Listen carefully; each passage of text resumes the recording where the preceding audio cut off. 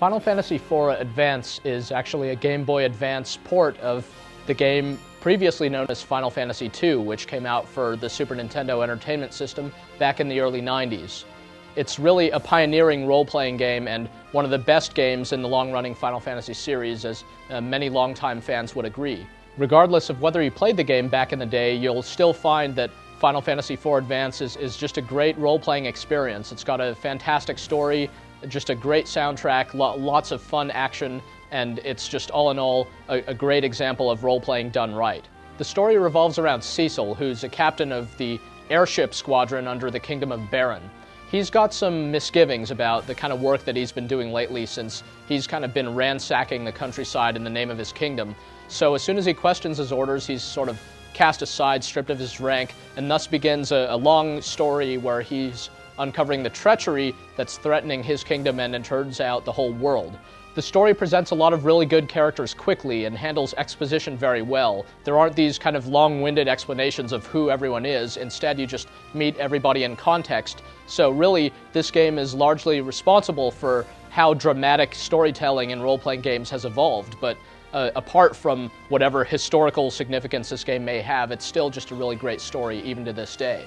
If you're a fan of the original, you'll find that there are some differences in Final Fantasy IV Advance, but for the most part, the game is a very faithful adaptation of the original game. Some of the names and things are changed, and the translation overall is a lot cleaner and better than you might recall. You can also quick save the game at any point, which really helps when you're playing on the go. There are some other minor differences between the original game and this new version, but they're really not going to be noticeable except to hardcore fans. And even so, the important thing is that this game definitely holds up to today's standards, and if you just picked it up and started playing it, you wouldn't really know that it was a game that's nearly 15 years old now. In fact, it just kind of goes to show how little role-playing games have evolved during this period of time, because the gameplay is still very much intact and definitely fun. The game uses what's called the active time battle system, which means that you don't get to sit around and dilly-dally as you're fighting, even though there's sort of a turn-based system at work. Enemies are going to keep hitting you, so you have to act quickly and decide whether to use your quick strikes or your more powerful spells, and you have to weigh into consideration everybody's speed ratings and things like that. So the battles are definitely tactical, and as your allies are coming and going and you're finding new stuff and gaining experience levels, things definitely stay fresh. As an RPG, the game has no real shortcomings apart from being kind of a dictionary example of what an RPG really is.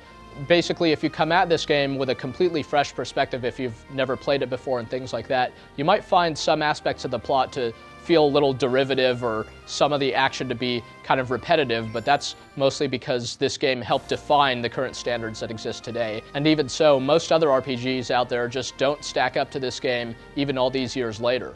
The game's presentation holds up very well too, especially the music, which is still just totally fantastic. The music has a lot to do with the dramatic effect of the game's storytelling and just the whole quality of the overall experience. Even though some of the tracks loop pretty often, just the quality of the compositions is really great, and this is some of the best work done by the series' longtime composer. You could very easily squeeze a good 20 hours out of this game just finishing it the first time through, and then it's got plenty of other stuff to do on the side, including a brand new dungeon that you could work your way through and level up all your characters to level 99 and all kinds of stuff like that.